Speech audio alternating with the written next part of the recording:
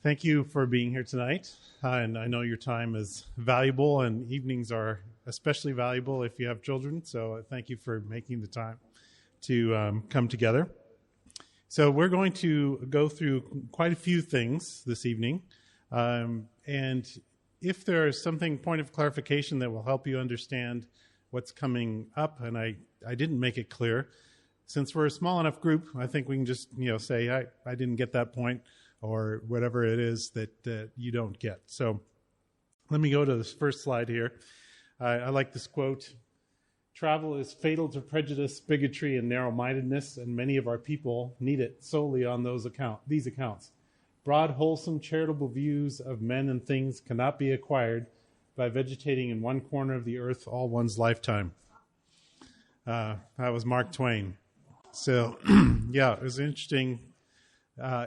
You live in a mobile society. You see a lot of things. You see a lot of different cultures every day. So you're certainly not vegetating in one corner of the earth for your lifetime. But it's a richness of experience, and we're going to talk about what that richness entails, especially for young people. So tonight we're going to do a little introduction about the topic of third culture kids, and I will define that term. A short history lesson about how this idea of this special group of young people started, why a cross-cultural childhood matters, and why a mobile childhood matters, and how to grow from the gifts and challenges that we all face in a cross-cultural, multicultural environment. So just looking at people living outside of their passport countries, it's now about 250 million. This was a statistic from 2017, the last time someone tried to attempt to count. But it would be the fifth largest virtual country in the world if you put together all the people that are living outside of their passport countries. So it's a very large population, and it's a very much of a growing population. So the chances of us encountering more and more cultures and more multicultural people are increasing. So just looking at millennials, young people that were surveyed, this is just recently, 80% are across the board of major countries are planning to work abroad. 70% are using non-native language in their careers, and 94% think they were going to work across more borders than their parents ever did. So this is the expectation of the upcoming generation. It's highly mobile, it's adaptable, it's cross-cultural, and all of those skills are being formed in the years where these young people are growing up and how they are growing up. So just a little bit of a history. Who are third culture kids? The first kind of rough definition of third culture kids came from Dr. Ruth Usim, who's a sociologist. And she said it was children who accompany their parents into another culture, usually for parent career choice. Now, that was kind of the first loose definition. Someone moved overseas for a company or a mission or something else, and she noticed that these children were growing up in a different environment than a monocultural environment. And so that was kind of the first idea. The first idea was you have one worldview if you're in a monocultural society. Then as you experience cross cultures, you have another worldview or more worldviews until that is actually becoming your view. And we're going to talk about what this third culture is. So the first culture could be the home or the passport culture of the parents. Some of those may be bicultural, so the one parent may be from one country and another parent may be from another. But that is one of the host cultures. The second is the host culture. In this case, where we are now in the UAE, would be the host culture. If we transported this room to Germany, the host culture would be Germany. So that's the host culture, the receiving culture that we're living in, that our children are growing up in.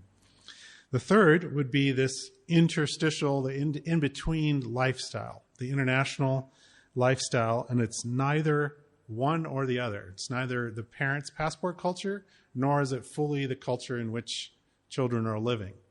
So that's the idea of what the third culture is. Another way of thinking about this is we talk a lot about international people, international teens, internationals. And really, if you just separate international, it's between nations. And that's exactly where these young people find themselves, is between nations, between their parents' passport cultures, between their host culture, and the third culture where they relate to other people that are going through a similar experience. And so that's the third culture piece. This was further defined by Dave Pollock, who said a person who spent a significant part of his or her developmental years, so that's an important point, while they're still forming their identity, outside of the parent's culture or cultures. And although elements from each culture are assimilated into the TCK life experience, the sense of belonging is actually in relationship to others of similar background. So the strongest relationships are built by people that are going through the same thing. And in this case, third culture kids bridging cultures and being in between their parents' culture and the host culture. I want you to listen carefully in this next video to hear she's a beyond college age student, but she's a young person, and she's trying to describe herself as a third culture kid. Think about the idea of where she grew up and how she describes her identity and how she comes across in the way that she speaks about herself. So here we go. It's coming. Where are you from? Malaysia. You don't look Malaysian. Where are you really from? Okay, I'm from India. So then why did you say you were Malaysian? Why didn't you just tell me where you were originally from? Also, how's your English so good? What was that little monologue I just did there? That's basically what a TCK goes through every time you ask them where they're from. What is a TCK? A TCK is a third culture kid. A third culture kid is someone who is born in one country, but is raised up in another. Why three cultures? Why that weird arbitrary number? Your first culture is the culture where your parents come from or the passport you hold. Assuming that your parents are from the same culture, of course. Your second culture is the culture you grow up in. Your third culture is the culture that you negotiate as a result of being in your first and your second culture. Now, every TCK has a different TCK experience, but we'll get into that a little later. First, let me introduce myself. My name is Abir Yusuf, and that's not a spelling mistake. It does not mean alcohol by any measure of the name. It actually means fragrance in Arabic. And I'm not from India. Again, sorry. I was born in India, but I was raised in the United Arab Emirates, Kuwait, and most significantly in Malaysia. If you ever go into my Facebook profile, you'll see that I have not filled out where I'm currently located or where I'm actually from, because that gives me a serious sweat issue whenever I think about it. Whenever I have to fill out a form, I literally have an identity crisis, and this is not even a joke. The reason is because I have 5 addresses to choose from. 5 addresses in the whole world. But if you were to ask me, okay, Abir, where do you feel most at home? It's not going to be any one of those 5 addresses. Where I feel most at home is actually Changi Airport. That is in Singapore. I don't even live in Singapore. But the reason why it's the place that I feel most at home at is because that's where I used to fly out of all the time when I was a kid. So as you think about, she's trying to sort it out, right? Who am I? Where do I belong? I can't even say it, practically. And when I try to fill out a form and have to put one ownership on one, I don't want to do that. I don't want to have full ownership in any of the cultures. I want to have a foot in each one of them. Did you hear her saying that? And to think about that an airport for her feels like home, right? The place that she belongs. It's an airport. It's not even a nation. It's just a place that she belongs to. So this idea that the third culture kid's world is intangible. It's not necessarily tied to one visible place. It's not geographical according to passport country, Home is defined by relationships. It can be everywhere and nowhere in a third culture kid world. So again, neither fully the world of their parents' cultures, nor fully the world of the other cultures in which they were raised. So that's an interesting place to be, isn't it? Now, when you think about it, if you have come from a monocultural background and you grew up in one place and lived in one place until you moved to the next, but you were already formed in adulthood, you might have a strong sense of place and belonging. Like, this is my country and I believe in it and I want to go back to it, etc. But if you've moved around and you've crossed cultures in your formative years, that is a vastly different experience than growing up in one place. So let's look at some of the characteristics.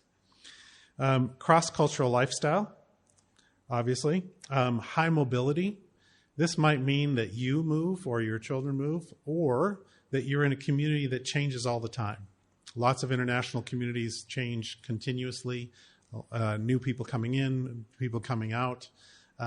And so that mobility doesn't necessarily mean that you're moving your family. It could be that your children are exposed in an international school or in an international community that changes on a constant basis. Another is expected repatriation. This is the idea that a parent or a caregiver is saying, someday we're going back to, or we're going to my home country or one of the parents' home countries. And so there's this overlay that says, we're not here for forever. We're going somewhere else. That's also a piece of expected repatriation. So let's look at a few benefits and some challenges of the third culture. First of all, relationship building. Third culture kids are very good at building relationships because they are able to negotiate culture. They have cross-cultural skills that allow them to take cultural cues and also apply those and navigate those and be able to build new relationships. Again, they have mobility skills. They can pick up and move to a next place and apply their skills. They have an expanded worldview. Many of them, when they hear the news, they might know someone from that country, or they might have been to that country. And so it's more of a real worldview than many people that haven't had that experience. They struggle sometimes, as you heard Abir, with identity. What do I look like? Where do I belong? My parents want me to be this. I don't want to be fully that. I want to be something else. Who am I? So that's part of the identity. Let's look at some of the variations of third culture kids. So both parents from the same culture living overseas several years in a culture other than their own, again with expected repatriation. They intend to return to their home country. Or both parents choose to live overseas with the aim of immigrating to that country and obtaining citizenship. So a permanence idea that we're moving to this country. Let's say you're moving to France and you're going to stay in France, and you're immigrate, you're going to get citizenship. Another might be the parents married someone of another culture and are living in one of their countries, or the parents married someone of another culture and are working a long time in a third, or adopting a child from a country other than the one they live in, or bringing up children in a country in a multicultural school. All of those are different variations, but lead to young people growing up in a cross-cultural situation. So Ruth Van Reken greatly expanded this with the term cross-cultural kids. So this is an idea that third culture kids, upper left, are really a subset of cross-cultural kids because their cross-cultural kids have so many different variations. So let's look at educational CCKs down at the bottom, for example. So this would be a cross-cultural young person who's moved from, let's say here, to go to a university or go to a high school or boarding school overseas. So they're moving into a cross-cultural environment from another cross-cultural environment for the purposes of education.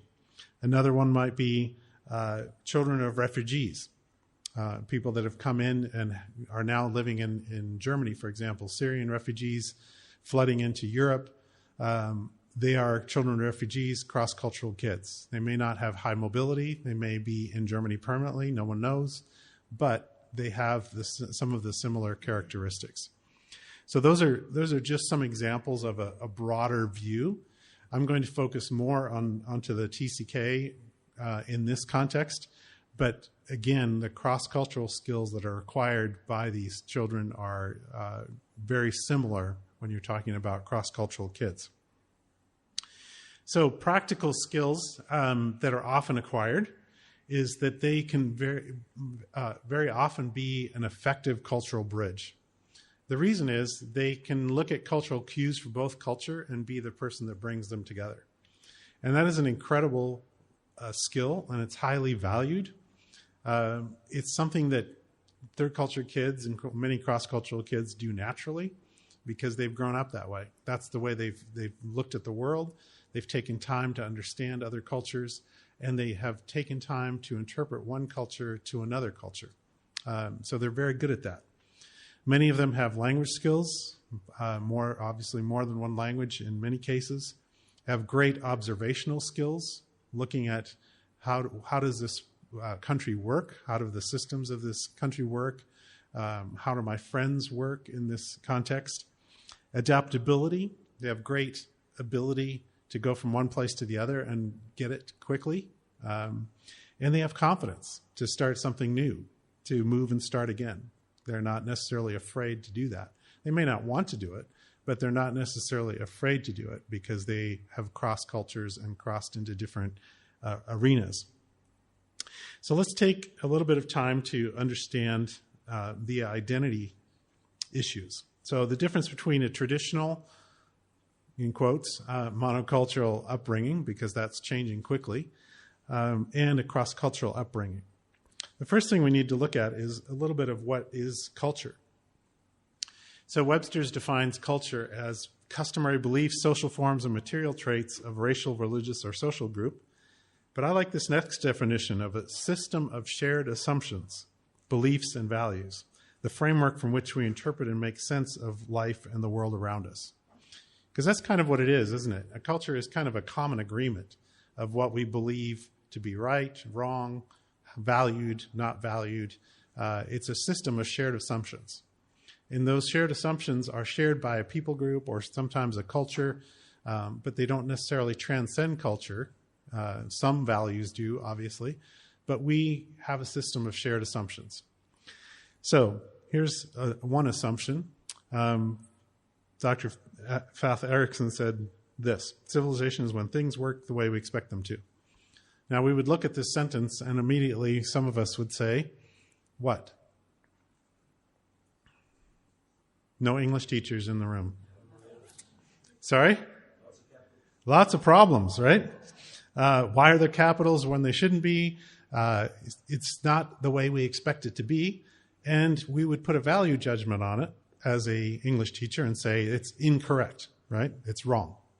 And so it's not what we expected. It's not the way we know it. And so therefore we say it's wrong. It's not something that we believe in. So we need to look at a little bit of the role of visible and invisible elements of culture. This is Dr. Weaver's cultural iceberg. The first part above the waterline, you're probably familiar with an iceberg. Most of an iceberg is underwater. Only the top is showing. And the top, in our case, in crossing cultures, could be food, traditions, customs, language, the way people look, the way people act. So I'm going to give you a little test because now you've been listening to me for 15 minutes. And so I'm going to ask, what are some assumptions that you have about me based on what you've heard so far, based on the way I look, the way I dress, the way that we've interacted in the last 15 minutes? So what are some shared assumptions that you might make? Okay. Would someone agree with that or disagree? Okay. What else? Okay. What else? Okay. Okay. Anything else? Okay. Good assumption. Good assumption. Do you think I'm married or engaged? Why do you think I'm married? Okay, but in some cultures, this means engaged, if it's on the left hand. So you're assuming I'm married. Okay, that's good. Anything else? Highly educated. Thank you. Here's the truth. The truth is, I grew up in America, but I'm German. My first language is German. I learned to speak English when I was 5 years old. I grew up in Seattle, Washington, in a German international community. So my parents were German, our friends were German. We worshipped at a German church. We were involved in a German environment, totally German. We spoke German at home. And most of my relatives were in Germany, and the other half were in the United States that had immigrated. And I'm married an American, and I moved to Germany. I have 4 children. They were all born in Germany. They went to German local schools, but had one foot in the international community as well. And so they had one part of their life highly mobile, and the other part of their life very stable in terms of German friends. And so I lived in Frankfurt for 17 years, and for the last 10 years now, I've lived back in the Seattle area. So that's a little bit about me. But if you dug deeper, the values and if you just take him into the German bakery in Abu Dhabi, suddenly it's a whole different man. I'm back in the world, right? So you see that the underlying assumptions don't always match up, and it especially doesn't match up with most third culture kids. You have this first idea of who they might be, but what really drives them and what's underneath the surface may be very different. So the way I was raised, the way I view the world, the way that I think about child discipline, the way I think about nationalism, all those things are impacted by my German upbringing, right? And that's something that you don't see unless I tell you or unless you ask me more questions, right? And then we can get to the bottom of who I really am. And the reality is I'm mixed up because I'm a third culture kid and I have 2 passports. And my kids were raised in an English-speaking home in Germany because we chose to speak English at home. And so you see the complications. But again, just to make the point, there is a role of finding out what's underneath, what's driving the third culture kids. And we'll get into that a little bit more. So let's look at some of the spheres of influence, of cultural influence in a CCK's world. First of all, top is the parental. Parents have a great influence. So if you have multicultural already in your marriage, you might have influence in one or more passport cultures. Another is caregivers. So people that are involved in the lives of your young people. This could be a youth person that's caring for your person. It could be a nanny or a caregiver, someone that has contact with your children on a regular basis. Obviously, where they live now has an impact. Where they've lived before has an impact. These are all things that are forming those things underneath the waterline. The ethnic subculture may have an impact depending on where they live in the world. If they live in Japan and they look like me, there will be an impact. And if they're as tall as I am and they live in Korea, there will be an impact. There's ethnic subculture that has an impact. Another is school culture. Do they go to a local school, international school? Is it mixed? How many different nationalities go there? All of those things are impacting the cultural influence in a CCK's world. Another one that we don't think about very often is the sponsoring organization. And what I mean by that is usually the parent's employer. So let's say, for example, it's an oil company.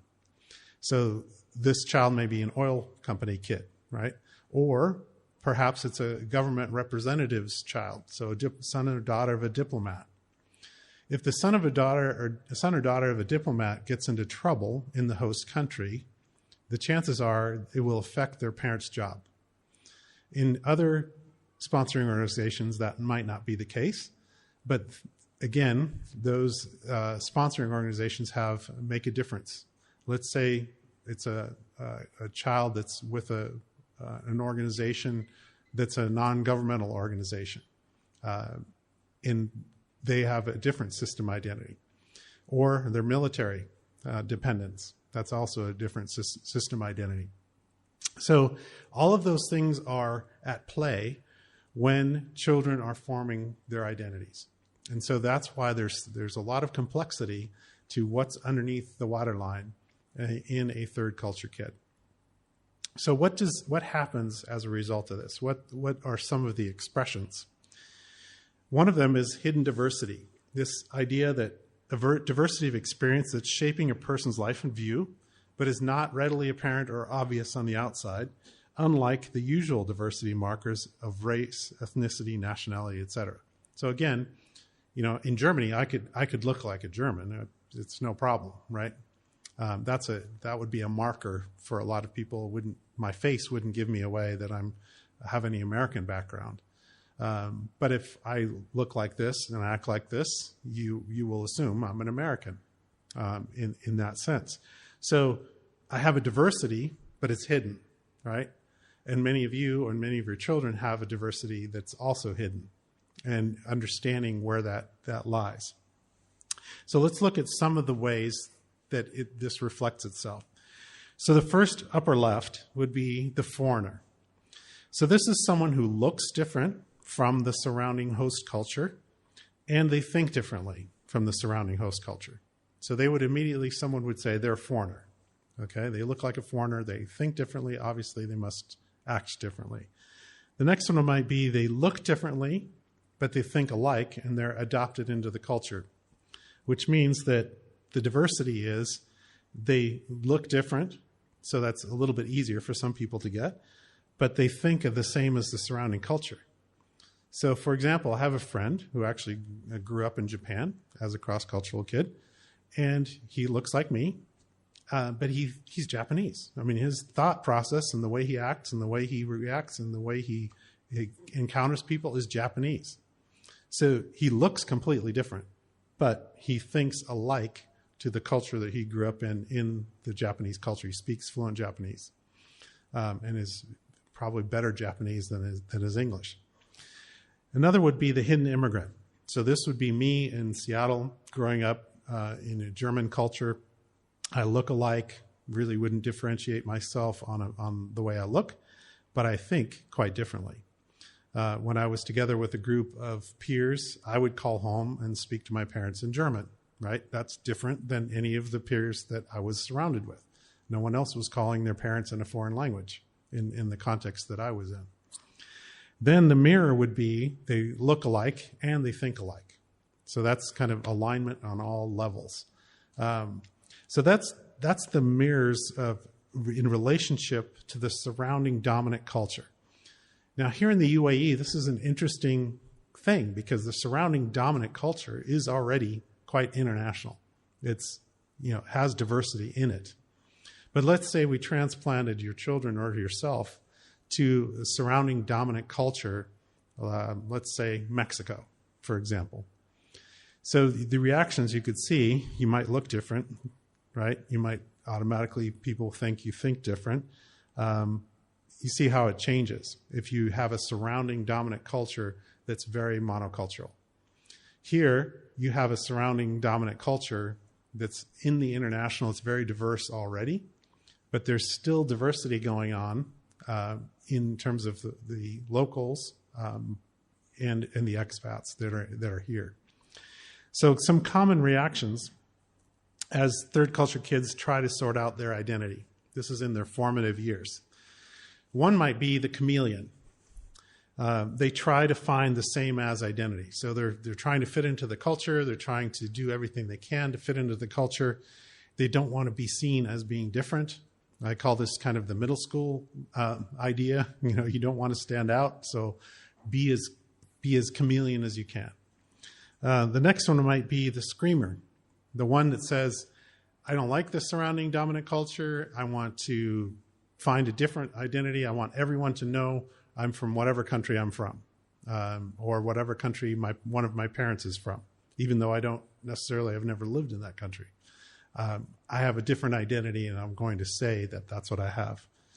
The next one might be the wallflower and says, I want to be invisible. I don't want people to know where I'm from. I don't want to talk about where I'm from. It's not something that I want to share, or I want to put my foot on one nationality or the other. So let me read this poem to you, and as I read it, think about the feeling behind this person who is just trying to express themselves and figure out their identity, similar to what Abir said. But this is a poem from a State Department dependent, so someone who had moved quite often around the world. So this is what she said. I grew up in yellow country, but my parents are blue. I'm blue, or at least that's what they told me. But I play with the yellows. I went to school with the yellows. I spoke the yellow language. I even dressed and appeared to be yellow. Then I moved to the blue land. Now I go to school with the blues. I speak the blue language. I even dress and look blue. But deep down inside me, something's yellow. I love the blue country, but my ways are tinted with yellow. When I'm in blue land, I want to be in yellow. When I'm in yellow land, I want to be blue. Why can't I find a place where I can be both? A place where I can be me. A place where I can be green. I just want to be green. You hear that? They're struggling, trying to figure out, okay, I want to be blue when I'm in blue country, and I want to be yellow when I'm in yellow, but I'm not really. I want to be me. I want to have green. And that's really difficult to do. So that's part of how third culture and cross-cultural kids are processing that. Now, looking at some of the critical family challenges as people cross cultures, one, of course, is children's education. Parents are always thinking about, do I homeschool? Do I put them in international school, local school? What's it going to look like? So children's education is a large factor. The other one, though, is family adjustment. So failures of international assignments, most failures occur because of the lack of the ability of family to adjust, not because of the job. It's the lack of the ability for the family to actually make that cross-cultural transition. Some of that might be partner resistance. Partner says, no, I don't really want to move to Abu Dhabi or Dubai or Elaine. Difficult locations. I don't want to move to X, Y, or Z for whatever reason. But there are some critical family challenges surrounding TCKs already. So let me just talk to you about our personal experience in moving cross-culturally. So bottom left, I already told you that I was the German in America, the hidden immigrant. Then on the bottom right, I married an American in America. So my wife is American. I met her and married her in America. And then we decided to move to Germany. And so for the move to Germany, it was familiar to me because I'd been back and forth to Germany. My parents were German. I spoke the language, no problem. It was not familiar to my wife, who had to learn German and had not been regularly back and forth to Germany. And so then we decide to move to Germany. And we have German-American children in Germany. So my children have two passports, German and American. As I said, we grew up speaking English in the home and German outside the home. And they are developing this third culture. They're in this space of understanding who they are and where they belong. And then one day we say, we're going to relocate for the parents, but locate to America for my children. My children have never lived in America, so it's not back to America for my children. It's to America. They're moving to America, not back to America. For my wife and I, we're moving back to America because we've lived there before. We've crossed that culture. We've been through that culture change. We've been through it. We're going through it again.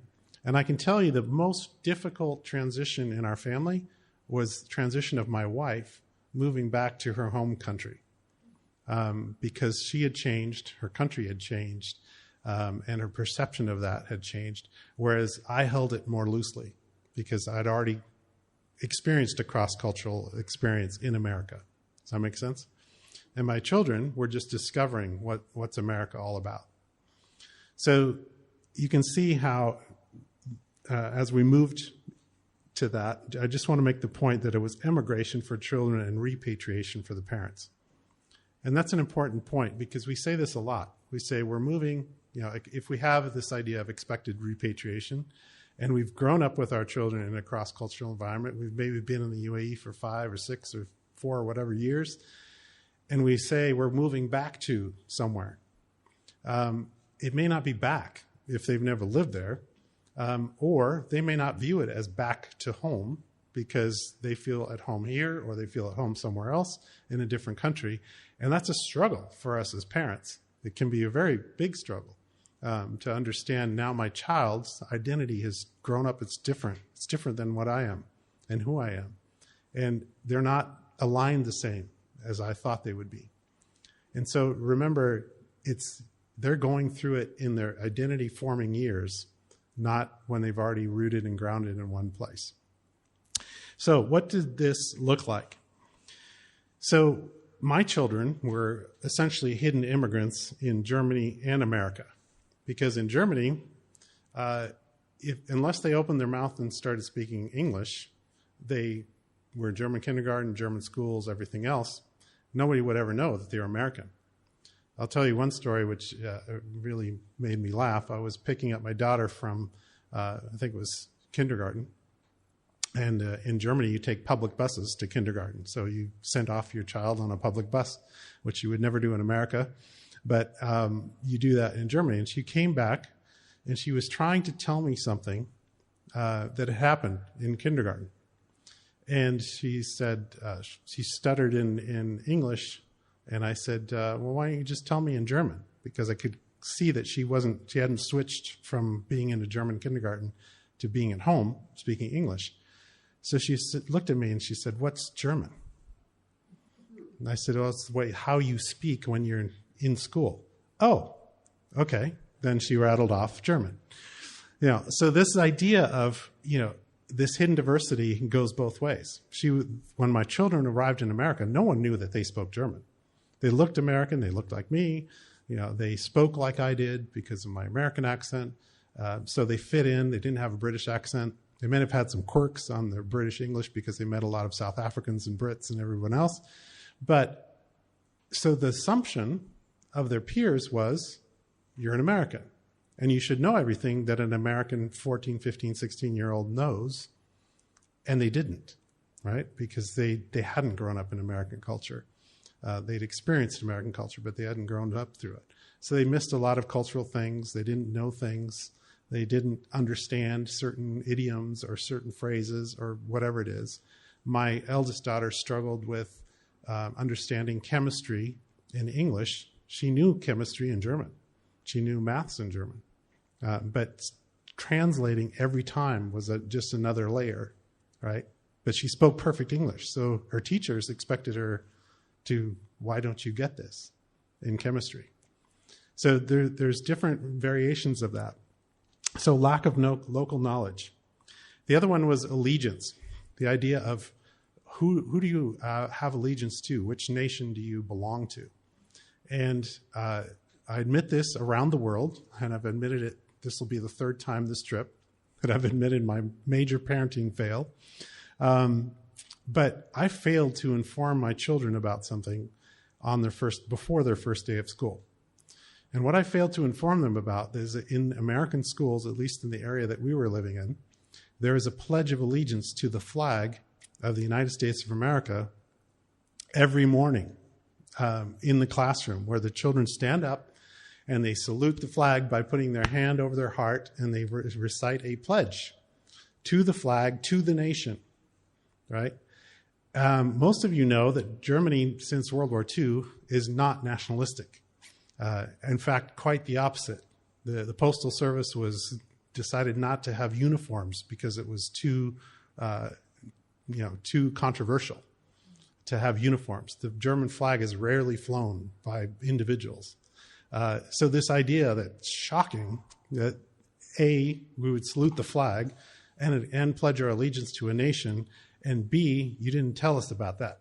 So we were at the supper table that night, and they said, you really, messed up because you didn't tell us that we were going to do this.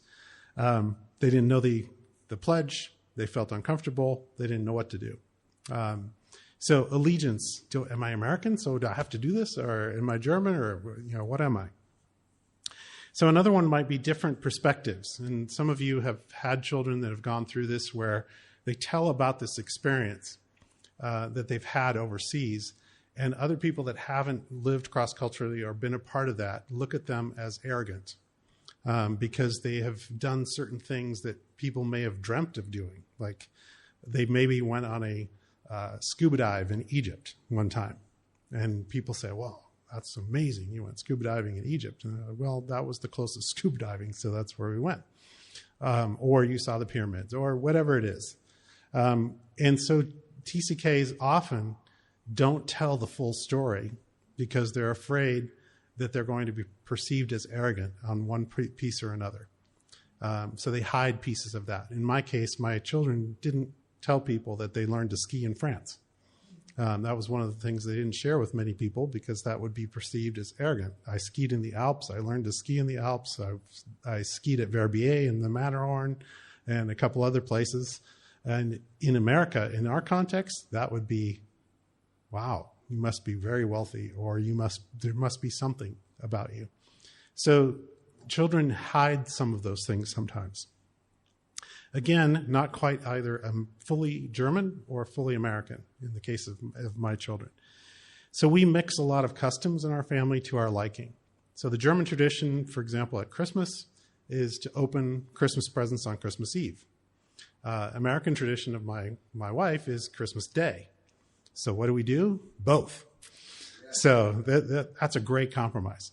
But we do that in our family all the time. We take these different customs that we experience cross-culturally, and we adopt them and put them in our family, and we mix them to our liking. And we put them in our context of our family, and that's something that grows and develops over time.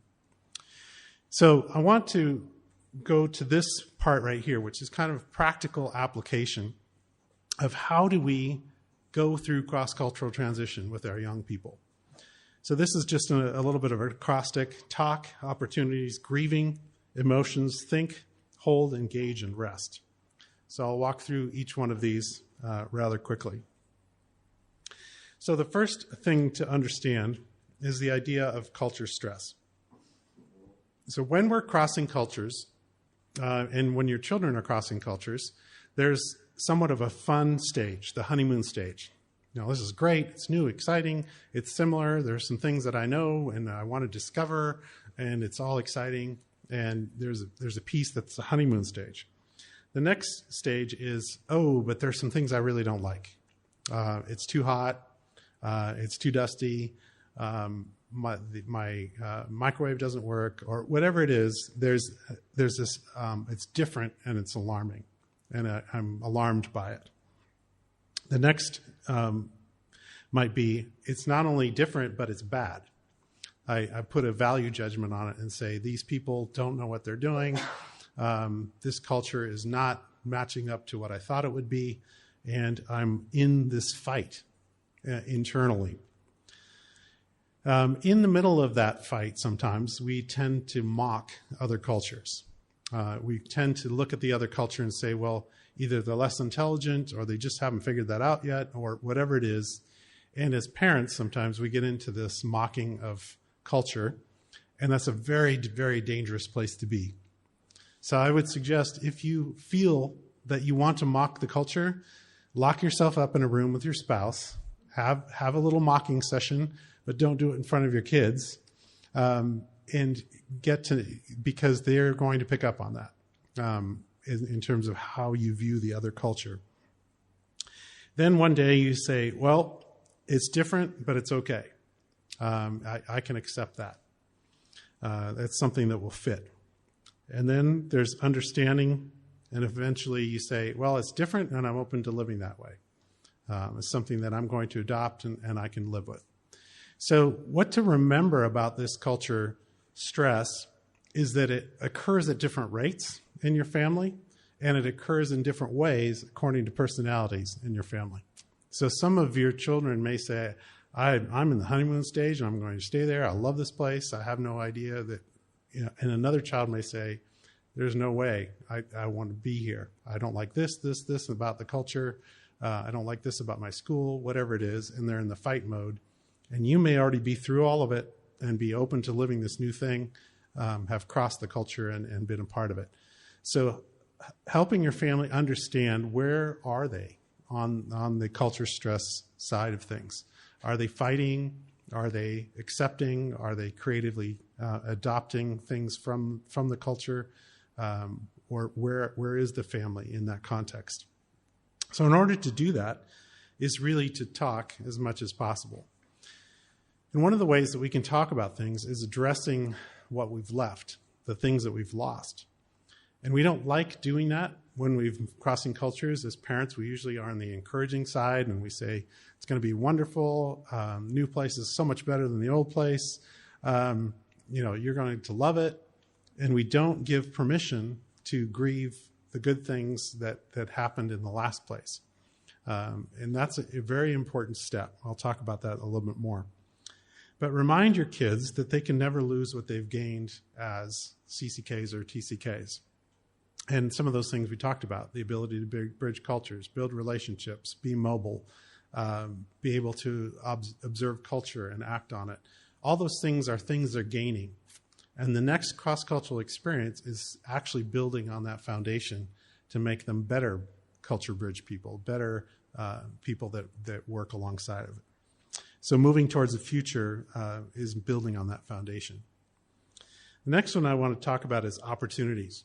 When you enter a new culture or a new place, evaluating opportunities very carefully, because everything takes time.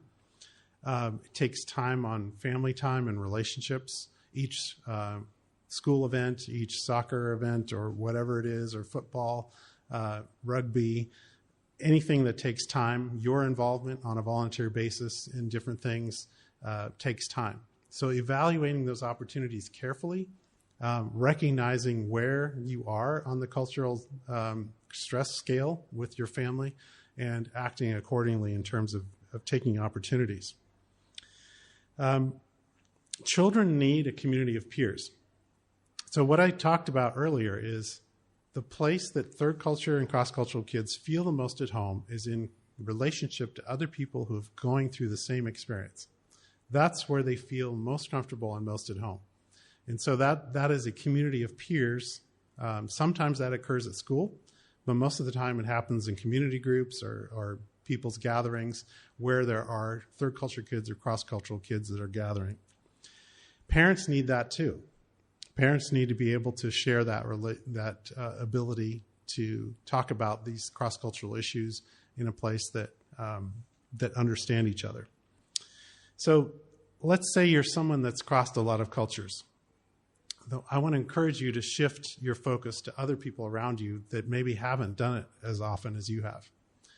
So the newcomer that's coming in, how do we come alongside of them if you're in a mobile community?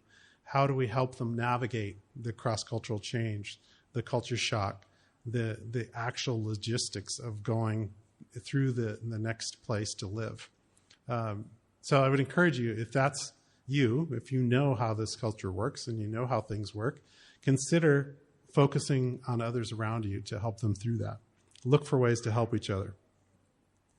So I want to touch on this grieving idea again. Not something we like to talk about a lot.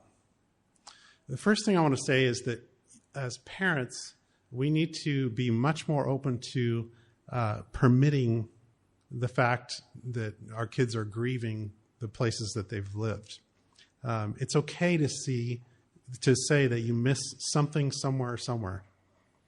To say, I miss that place, I miss those people, I miss the way we did it in the last place, whatever it is. Take time to walk through that with your children.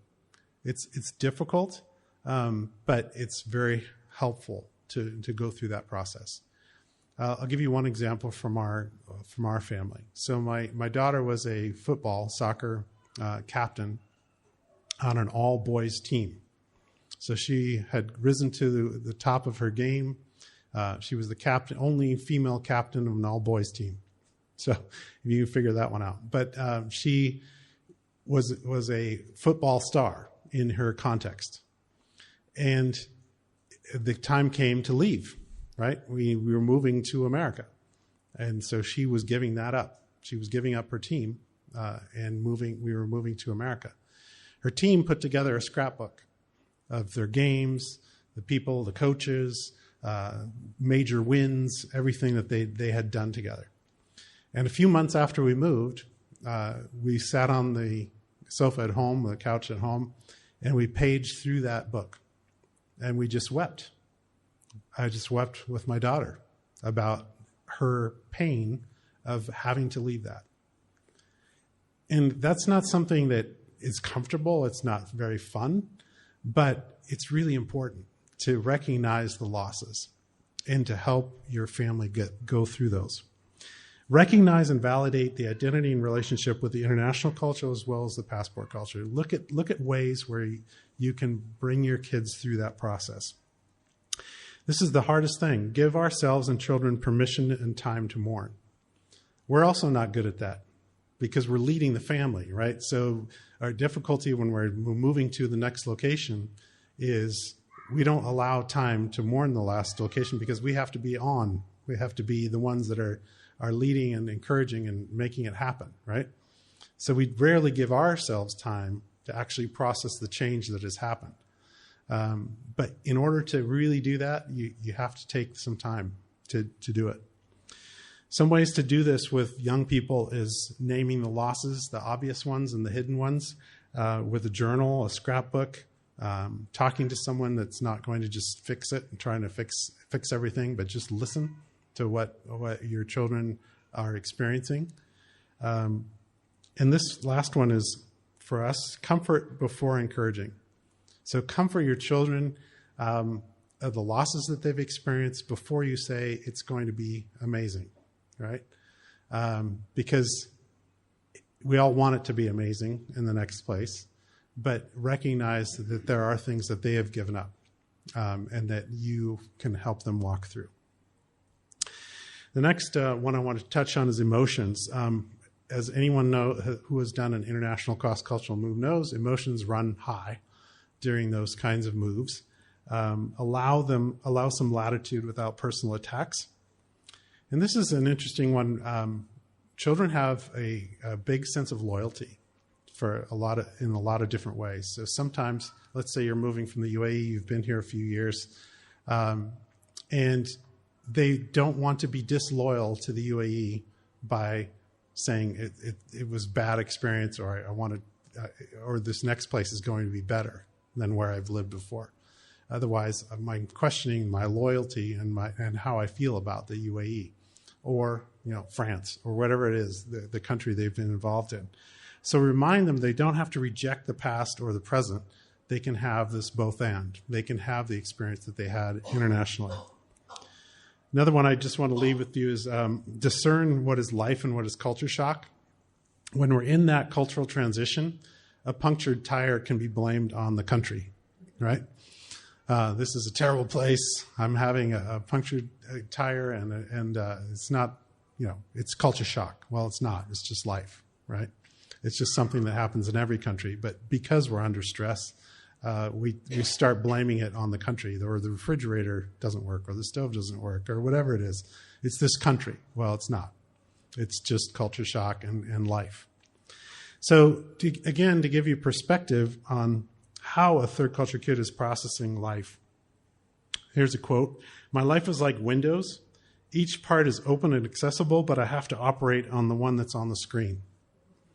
So picture a desktop, and you have these different windows open, and one comes to the fore, and that's the window, right? So when I went to, let's take my example, growing up. When I went to U.S. school, American school, I opened one window, and I was speaking English all day, and I came back home, and I closed that window, and I spoke German to my parents. And then when I traveled to Germany, I would open up another window and be with my relatives in Germany, and you can see that all these things that are happening, right? So if your children are going between cultures, they're opening windows, they're closing others, it can be exhausting. It can be very difficult, because then you start going, well, who am I in the midst of that? Am I all these windows together? but I have to operate on the one that's on the screen. I don't have a choice. I have to pick one. So my kids are good at this. Your kids, if you've grown cross-culturally, they're good at this. One of the ones I like to observe my children's windows open is when they're at my mother's house, their Oma, their grandmother's house, with a circle of my mother's German friends. So immediately they go from the American context to almost like they were in Germany, because they're surrounded by German friends, and my mother, who speaks German. And so they're in that context, and that window is fully open. They're speaking German, they're chatting, they would never know that they're American, right? So the TCKs and CCKs are very good at that. So think and reflect. This is as you're going to the next place or considering a new place. Think and reflect together about the old and the new. What are we expecting of this new culture in this new place? What does it look like? Intentionally learn about the places you live and visit. So history, geography, culture. The reason that this is important is, remember the cultural iceberg. Your kids are going to observe a lot of things above the waterline that they won't understand unless they understand what's the history, the geography, the culture of the people, or that cultural group. So take time as you're transferring or crossing cultures, figure it out. What are some of the driving values beneath the waterline? What are some things that are causing these outward behaviors? And some cultures are more obvious than another on that. Another suggestion is developing a strong sense of family identity. You know, do you do some things the same everywhere you go that your kids will expect? Do you always hang the same picture on the wall? Do you always have dinner on the floor on Friday nights? Whatever it is, a strong sense of family identity that's the same in every place that you go. Because you're the most consistent thing, is the family unit, is the most consistent thing in a mobily changing environment as kids are growing up. So holding on to traditions, finding ways to keep family traditions. Kids expect consistency. If my children didn't celebrate Christmas Eve and Christmas Day now, it wouldn't be consistent with the way we've done it for their entire life. So don't start changing big things like that because the continuity is important. It's something that's stable and important. Maintaining close contacts with relatives, both here and there, if you can. Keep as many of the language skills as possible. I like this perspective again. It's my pen pal in Kenya. Does he talk about hunting lions and elephants? No, he complains about having too much homework. There's similarities across many different cultures, and kids are going through the same things in different ways. So perspective. Another one is engaging with the new culture. If you've been in an international community long enough, you've probably met people that refuse to engage into the new culture. They're saying, I'm only here for a short period of time or whatever it is, and I don't really want to experience the new culture, so I'll just hold myself up out of it a bit. Try not to run from new ways of doing things, making new friends, experiencing new places. One of the things we really appreciated about living in Germany is that stores, grocery stores, retail stores, all of those things are closed on Sundays. It provided for us an amazing, calm Sunday where you couldn't go shopping. You could maybe go out and have a meal, but you couldn't actually go shopping. And so we thought, well, this is really kind of nice. And we've done it for 17 years. And so when we moved to America, we decided we are going to act as if the stores are all closed on Sunday. We won't go to the mall. We won't get milk. If we run out of something, too bad. We'll get it on Monday. And we've lived pretty much that way for the last 10 years. Our friends, people think we're crazy. How do you fit in? You know, you don't go shopping, right, Sunday afternoon or Sunday morning or whatever it is.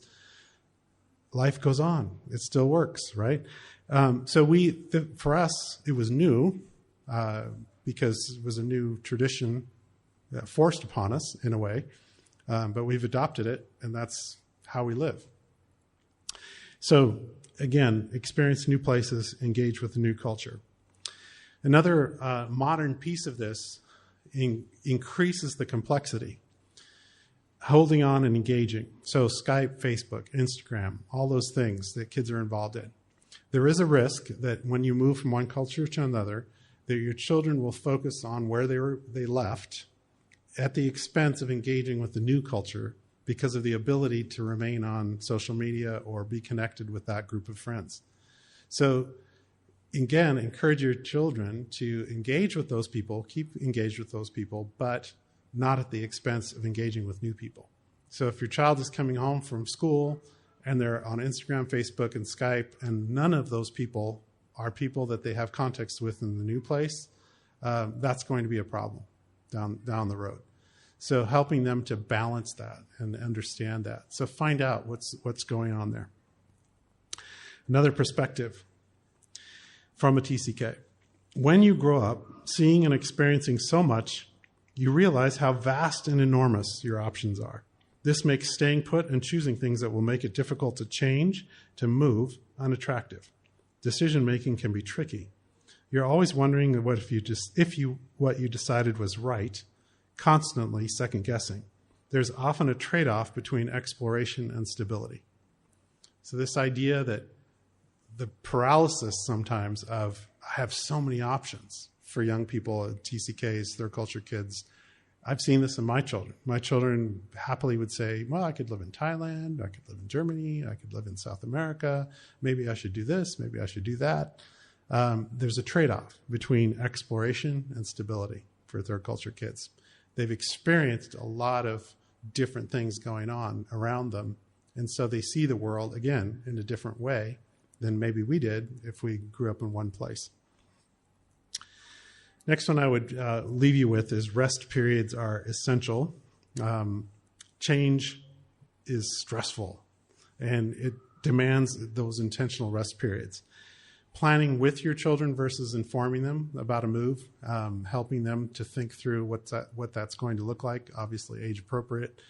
Vacation as you travel. I would highly encourage this if you're moving across the world or in a cross-cultural situation. Take time to be with your family and take a break if you can. Explore as you travel. Again, history, geography, location. So if you're getting there, take some time to understand the culture that you're getting into. Adapt and go with your family on that.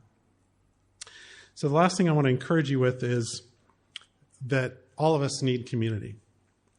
And here's a quote. We live in a society where despite widespread concerns about children and teenagers, the vast majority of adults are not actively involved in the lives of young people outside their own families. This reality has a profound impact on community life and on young people's development. Without the attention of many adults in all parts of their lives and community, young people are deprived of important sources of guidance, care, socialization. Remember that circle of influence? Besides parents, there are caregivers, there are schools, there are people from the sponsoring organization. If we all are working together to help kids go through with guidance, nurture, care, and socialization, they will grow up to be able to cross cultures effectively and be a cultural bridge in the future.